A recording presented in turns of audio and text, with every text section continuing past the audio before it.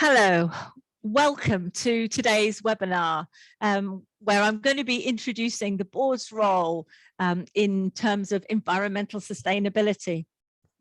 My name's Emma Knights. I'm Chief Executive of the National Governance Association, and I'm here today because I am leading this particular project, which is encouraging boards to take the initiative on a project that we're calling Greener Governance. So our webinar series are in fact really a 30-minute lectures, so they're not seminars or networking opportunities. We have other events that do that, and I'll be mentioning some at the end, because we're going to follow on with this information session with an interactive session to take the work to the next stages. But please do put any questions or comments into the chat function. I won't be able to answer them today, but we will answer them after the webinar. So you will be sent the slides and also quite a lot of links. I'm going to mention quite a lot of resources as well as our own campaign page. And I'm really grateful that the Department for Education has also supplied us with some slides about their draft strategy too. So you will get the link to this recording if you want to share it with others as well. And please do, we want this work to be spread far and wide, whether or not you're members of NGA. This is such an important agenda that please spread the word to others who are governing our schools or trusts. As always, I want to start by thanking you for what you do for your pupils and your communities. And I think on this topic, it's really important for me to start by saying, we do know that you and your schools are dealing with a huge amount at the moment. And sometimes I think, oh no, here's something else that at the National Governance Association, we're saying to boards, this is really important. You must deal with this as well. So we're absolutely conscious that this is about balancing important agendas. And it's a topic actually that I talked about with my senior leadership team in our New Year podcast. So if you want to have a listen to that as well. But this agenda, we absolutely do think is important. The future of our planet, there's not much else actually that could be more important. So what I'm going to try to do today is introduce to you the contribution that your governing board can make in order to make a difference to the environment, and also introduce the DFE's draft strategy. This is a topic that I am very passionate about, but obviously I'm not an expert in. And one of the wonderful things is that actually some of you who are governing out there will be experts on this and will have knowledge on that.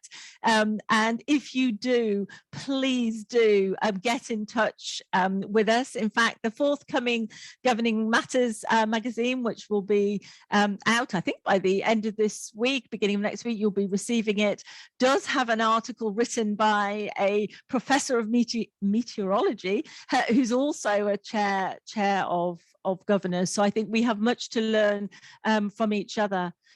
But then secondly, I'd really like you to think at the end of this about whether you're able to take back to your board the idea of joining in the Greener Governance pledge, but also what is needed to make it happen. It's easy enough for up with the pledge, bit more tricky for you to agree to the pledge, but what do you really need to make that real? That's where the conversation needs to go after this afternoon. I've got a large number slides, so they are very much for you to peruse afterwards as well. I'm absolutely not going to be speaking to every bullet. A lot of it you will find in our guidance, which I hope, if you haven't read already, you will do afterwards. But I just wanted to start by saying, as I'm sure most of you will be aware, having had all the press coverage during COP26 was held in Glasgow at the end of October, beginning of November, that there is now no doubt that we humans on the planet are causing climate change, and there are more extreme weather events happening more often and more. So we're no longer in that business where you know, the media needs to provide balance by putting climate deniers on panels. The science is really clear, and the international work that's being done between countries, again, we know is contentious. It's not as fast as many people with expertise would like it to be, but there is action that will be happening as a result of COP26, and indeed COP27 coming later this year. So you may say, well, that's all very well, Emma, but what about education? I'm here because you're here because you are a governor of a school or a trustee of an academy trust. Well, you may have noticed that in COP26 for the first time ever, and we must give credit to our government and in particular to our new Secretary of State, relatively new, for ensuring that education did get a whole session at COP, bringing together large numbers of education ministers with environment ministers, and you can have a look at that if you want to. There were some very eloquent young people that asked questions of various ministers, and actually the consensus and the action that were being taken by many countries was very impressive. But there's a real issue here about, yes, okay, we need to think global, but let's act local. I mean, that phrase has been around for really quite a long time, and it absolutely suits the work that you all can lead locally as governors and trustees. So the education sector represents 39% of public sector emissions and 1% of all UK energy consumption. So it is a significant part of what we need to do as a country. I was thinking of doing a poll. We quite often do in these webinars to ask people how much they'd already done. But in fact, in our governance survey in 2020, perhaps more people had acted on environmental sustainability than you might have guessed. 44% of respondents, governors and trustees, said they had begun to act, and 31% knew they hadn't. And there are a quarter going, oh, I don't quite know what we've been doing on this. And we will be asking again in our annual survey that happens in the summer term.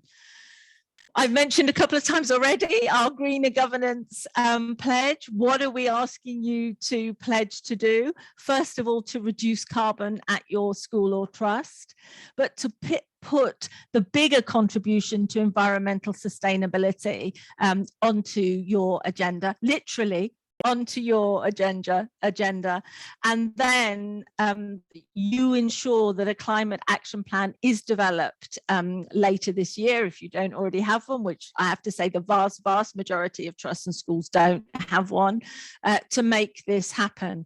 And we just tweaked that since we launched that campaign during the COP26.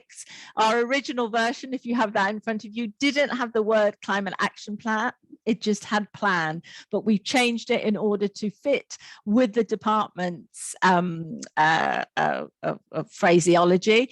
And we had a discussion with them about whether they were different things, and they don't appear to. So the more of us that are using the same language and singing from the same hymn sheet, the better.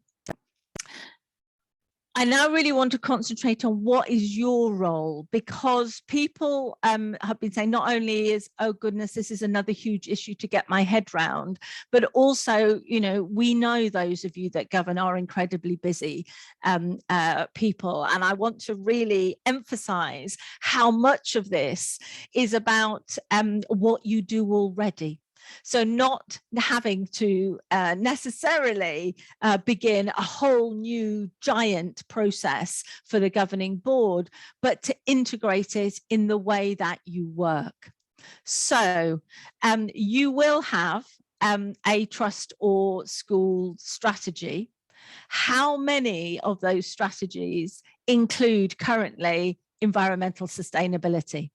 So that's really my first pitch to you, is how does the issue of the environment, the planet, fit with your values? What is your vision for your trust and school in 3 to 5 years' time?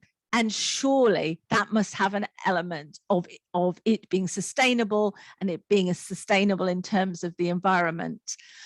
We did have a little bit of a debate about whether the pledge should actually be asking you to adopt this as a strategic priority. And you can probably guess that is where our heart is. But we did feel, as always, it's your decision. It's a governing board decision, and NGA shouldn't be dictating from on high that this must be there. But I do think there's a very strong argument for having that in your strategy from here on in. And what that'll then mean is that it is then part of the work that you do. You monitor your strategic priorities, don't you? So this would then become one of the priorities that you monitor. That there flashed up on the screen, I'm sure, or I hope, is a document you may know we produce with the two leadership organisations, ASCL and NAHT, and I hope it's helpful in terms of you developing and reviewing your strategy. If you're not aware of it, please do have a look. But the second thing we produced, which I think should be helpful, or certainly intended to be helpful for this work, is we updated our own guidance on environmental sustainability in November. It's the document I already alluded to. And I absolutely want to pay tribute to the National Association for Environmental Education here, because we have learned from them. I mentioned how much we're learning from green partners. And as you can see from their logo, they have been around for 50 years. So there are several of us that are perhaps have caught on to this more recently, but they've really got tried and tested expertise here. And you can see that on their logo, which still has a very 1970s feel about it, but all kudos to them. So we have adopted from their work the 4 C's approach to sustainability. It's a very neat way of thinking about different elements of what you would want to think about when you were looking at a strategy and tasking your leadership with coming up with a more detailed plan. So the 4 C's: curriculum, campus, community, and culture.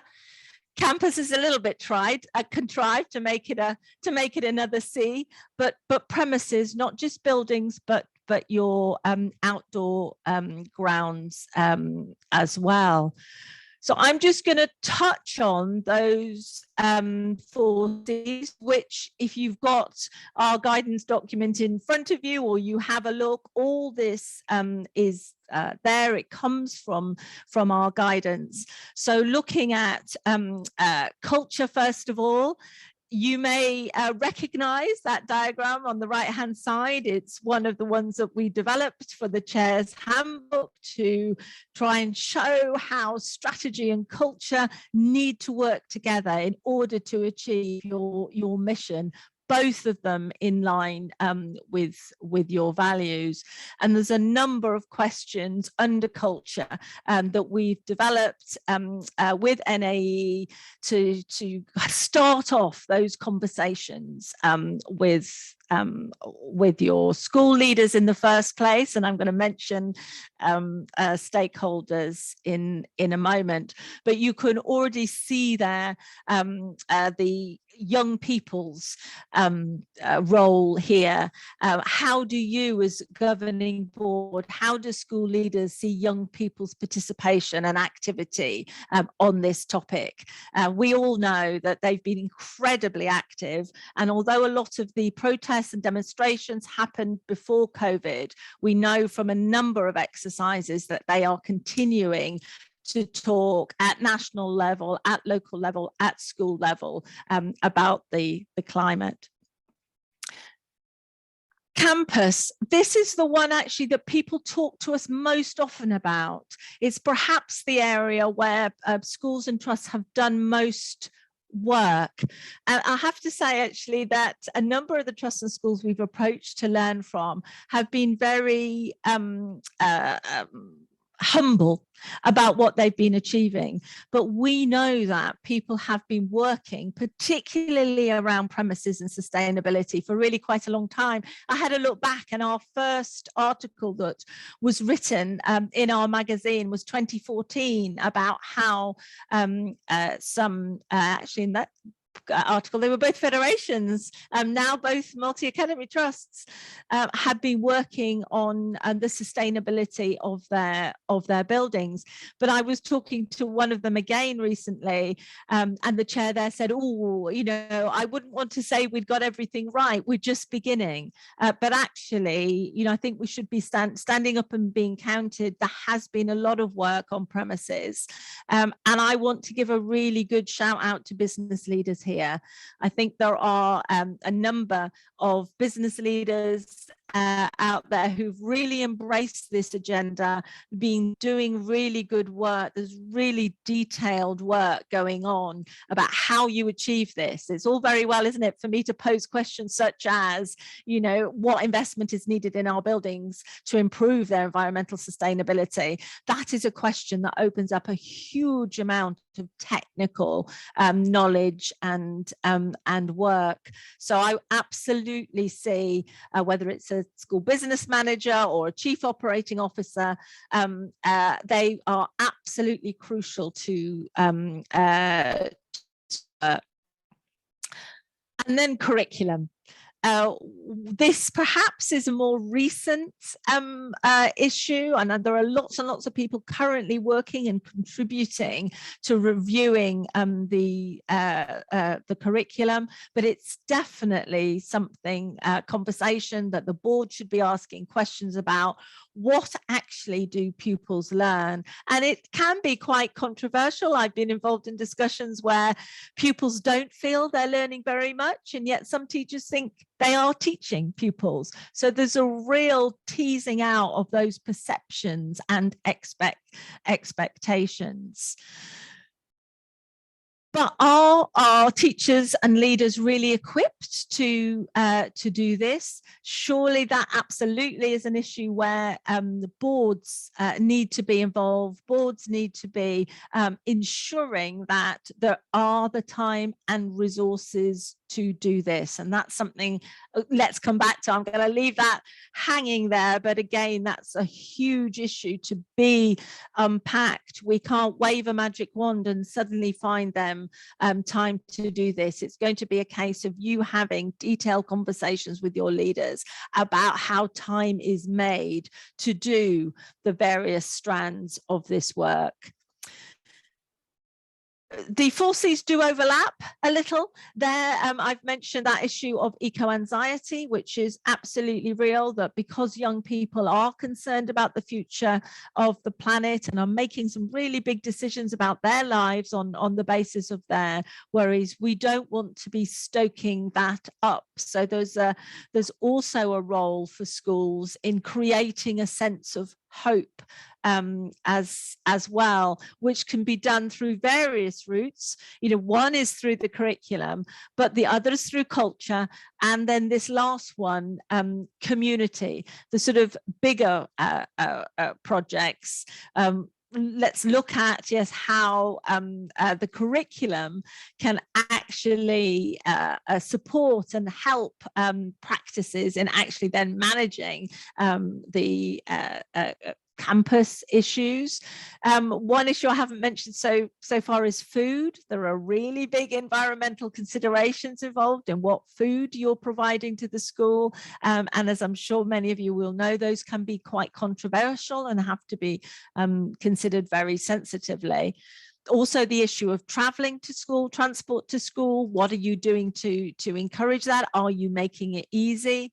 Air pollution, again, a lot of work and a lot of partners working on that. How do you partner with other environmental projects? How much learning is happening out of doors? Each one of those strands could be a project in its own right, and those are the conversations to be having with your what is most important for your particular trust or school. And a few governors and trustees have said to me, oh, but it's all very operational, isn't it? And I thought, absolutely, most of it is. And that's why I sort of emphasize the making sure that staff have the capacity to do the work, because what you're doing is setting that agenda, setting the culture, but you absolutely need to make sure that then staff aren't left to fail because they haven't been given the tools or the time to make this happen. So there were just one or two points. Again, these are covered in our guidance, but one or two points that I thought it was worth emphasizing while I'm speaking to you. So stakeholder engagement, again, I'm sure those of you that know NGA know that this is an issue that we talk about a lot. We absolutely believe that engaging stakeholders, taking into account their views, is a core function of boards, and it helps make better decisions. You know, it's not about just doing something because it looks good. It's about you having all that information to make the best decisions. And so far, reports are that the environment is a topic that stakeholders are really eager at the moment to engage with. I've already mentioned young people. There are a number of reports out very recently, and we've put the links to two of those there if you wanted to have a look at those. But also, don't forget about parents and carers, particularly if you're doing some of that work that I referred to just a moment ago around how to travel to school, food, and projects outside of school. It's not just about listening to their views. You will find that some of your stakeholders are as enthusiastic and energetic about this as you are, and have a lot to offer. Certainly, we've found this on this subject, people coming forward and saying, is there anything that we can do to help with your project? So equipping staff. This is the one where I really think when you're sitting down with your leadership team, really need to think about, are you going to manage to cover each of those 4 C's? Have you got the capacity to do that? And if so, which of your leaders is going to progress each of those? I've already mentioned, obviously, with premises, there will be an obvious business leader to lead on those, but perhaps the others aren't quite as obvious, and they will need a named person to deliver. And don't just assume, for example, that with curriculum it'll be your head of geography or your head of science if you're a secondary. Actually, you need that real joined up approach to curriculum, so it should be someone within your senior leadership team that's taking oversight for that, and that together they will then create the climate action plan. We're suggesting the 4Cs might provide a model. There may be other ways of doing it. We're not being formalistic about that, but we think that might help leaders as well as boards. There's also a lot of resources out there now for teachers, particularly, in fact, from international sources. So we haven't QA'd any of this. We couldn't QA. We wouldn't know what were the best resources for CPD for teachers. But we just put that there as an example of the fact that there are things we can point you to. And one of the things we are hoping to do in the next of our campaign page and in our guidance is to be able to point to guidance which we know schools and trusts have found helpful. Lastly, monitoring. Once you've decided you're going to do this, you've provided the leadership team with the resources to do it. What will it look like? Again, this doesn't need to be hugely different from how you monitor your other strategic objectives. So you may want to set up a working party. Some boards work like that, some don't. Some have link governors or trustees. We tend to prefer the working party route because we don't want this to just be one person's enthusiasm. You know, it needs to be owned by the whole board, and we think it's important enough to be. But certainly you may be the sort of trust or school who automatically say, right, we've got 5 strategic priorities for the year. We've got 10 members of the board, so there will be a pair who particularly monitor each of those strategies. Just do that same thing and triangulate. So again, we've got engagement with different forums. You may want to use survey data. There's a lot of business data, premises data, benchmarking data that you can use. And one of the things which seems so obvious to say, but actually don't happen on boards as much as one might think, that those 4 let's say you've got 4 leaders leading each of the 4 Cs, to have each of them come and present to you would be a really useful way forward. I'm conscious of the time. I did think this might happen because the Department for Education have very kindly, I'm really grateful to them, provided me with a few slides on their draft strategy. So I may just, watching the clock, I will be just going on another 5 minutes in order to point you to what the Department for Education has produced, which I have to say is really, really helpful. With them before COP, but when the strategy was launched during COP26, it fitted so well with what we'd been talking to them and partners about. So it's not yet another set of things. I think it provides you with background for the work to do at trust or school level. And of course, they've made sure that it aligns with the bigger cross-governmental agenda as well.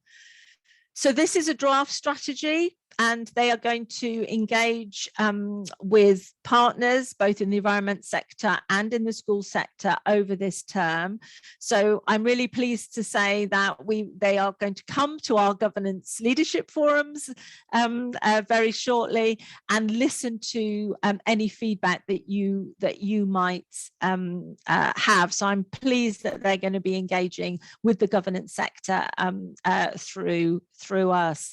And again, we will send you these links. So if you want to have a look at some of the animations they've produced, their press releases, it will all be there for you. So they've got 4 strategic aims and then 6 action areas. So don't quite fit exactly with our 4 Cs, but we have reviewed them and we think they work well enough. So they are aiming, of course, for excellence in education and the skills that are needed in a world changing because of the climate emergency, net zero, resilience to climate change, and a better environment for future generations. And they've divided that work up into climate education, so that's our curriculum, green skills and careers, the education estate, so that's more our campus, supply chain and operations, data and standards, and international work, which probably doesn't involve most of us, but that will be added after April. So I'm not going to read you each of these, but they very kindly provided a summary of what they mean by each of those, which I'm going to flick through now, but they are there for you to have a look at. And I think you'll find that most of the issues that I have mentioned at school and trust level, they are talking about at a higher level. I think the one that we haven't dealt with enough is the skills and jobs and careers issue, and that's perhaps one that we should integrate more in the next version of our guidance within the curriculum. Surely that's one of the aims of our curriculum in schools, is also to equip young people for the future. There was a tiny bullet point, which I didn't pull out under campus, about the supply chain. So you, as schools and trusts, you procure services from a whole bunch of other people. And what are the expectations you have from those suppliers? Do you ask them to be greener? Do you ask them to have sustainable activities, sustainable objectives? And that's something that, again, very much will come under your school business leader work, chief operating officer's work, and that's a really good way in which we can all spread what we want to do further and wider with a ripple effect. Not just our own trust or school will be doing this, but we'll be expecting our contractors to do this too. So again, that's something we will be looking at a little more in the next version of the guidance. Sorry, that was not meant to rush over that quite so quickly. They've developed this concept of a national education nature park. So the idea that across the whole school sector, there is a large estate.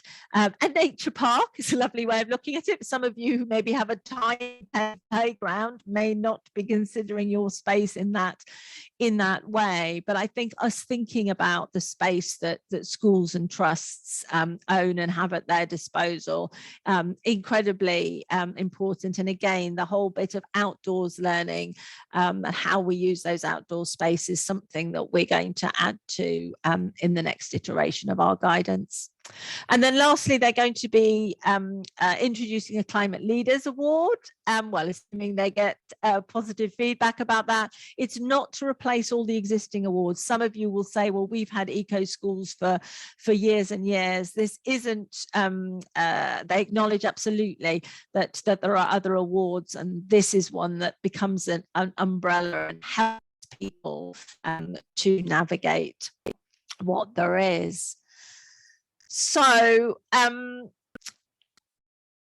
think I've just put this in the wrong order. I wasn't expecting this next, but I do like the pictures we've got there, as well as our guidance, which I mentioned several times. We're using our magazine as a real resource, and to keep the flow of information coming. So that was our last, our autumnal edition, with, I hope those of you that are members will remember the cover story about the environment there. but if you would like to write for us, then please do get in touch. We are accumulating a number of people who are working on this, and don't be bashful in coming forward. You don't have to write a whole article. Just let us know what you're up to. So in our final moment, I just wanted to reiterate, what could you take from this back to your board, back to your executive? First of all, obviously, we'd love it if you signed up to the Greener Governance Pledge, but then what does that mean? That's really that second point. Please discuss environmental sustainability at your next strategy review. If that's a very long time hence, you may need to put it on a governing board agenda before that. But should environmental sustainability feature in your vision? If so, is it a strategic priority in the coming year? And how do you then resource the leadership team in order to be able to come up with that climate action plan?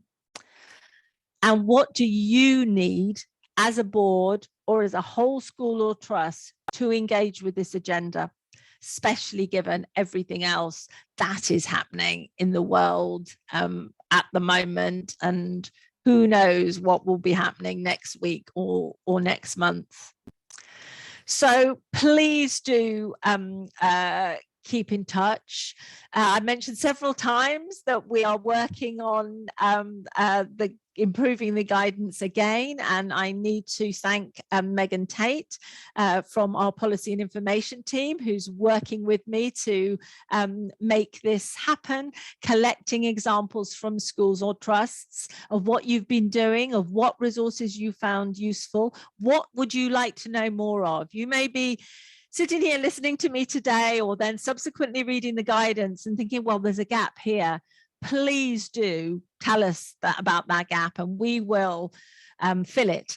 It probably won't be us filling it directly, but we now have lots of partners within the environmental sector. There will be somebody who has worked on that and will know the answer to your question. We, of course, as an organisation, will be responding to the DFE draft strategy, but you might have things that you want us to include. So either email Megan or me directly, or if you are a member of NGA, and I hope those of you that aren't may want to be, please do join us at one of our leadership forums in the coming few weeks.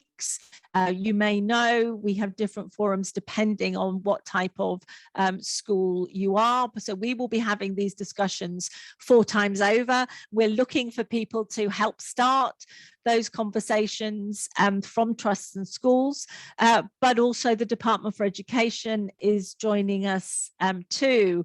So if this has whetted your appetite and you want to take it onto the next stage of going, okay, but how? And who can help me with what, then hopefully those forums will provide that interactive place to continue the discussions, and I'll be able to see you then and actually have a conversation with you. So thank you so much for listening, and enjoy the rest of your evening, week, term. Thank you.